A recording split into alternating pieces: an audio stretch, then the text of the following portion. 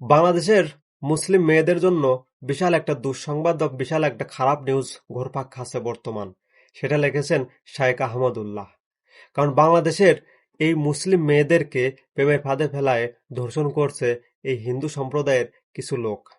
যেটা লিখেছেন শায়েখ আহমদুল্লাহ তার ফেসবুক অ্যাকাউন্টে। এবং তিনি কি লিখেছেন একটু চলুন দেখে আসি আমরা। এক শ্রেণীর হিন্দু যুবক তথাকথিত প্রেমের ফাঁদে ফেলে মুসলিম মেয়েদের ধর্ষণ করছে, এরকম একটি তথ্য অনেকদিন ধরেই শোনা যাচ্ছে, অথচ এই বিষয়ে প্রশাসনের কোনো পদক্ষেপ চোখে পড়েনি। এদিকে গাজীপুরে ১৩ বছরের এক মুসলিম কিশোরীকে ধর্ষণ করেছে একদল হিন্দু যুবক। প্রশাসন এই ধর্ষককে প্রেমের সম্পর্ক বলে হালকা করার চেষ্টা করেছে, যা দুর্ভাগ্যজনক।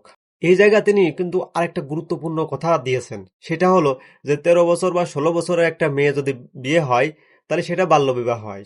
আর ১৩ বছর আর ১৬ বছরের মেয়ে যদি ধর্ষণ হয় সেটা হলো গিয়ে কিছুই হয় না, সেটা প্রশাসন অন্যভাবে দেখতেছে। মানে এটা যে কোন দেশে আমরা বাস করতেছি সেটা এই দেশে জন্ম না নিলে আমরা বুঝতে পারতাম না।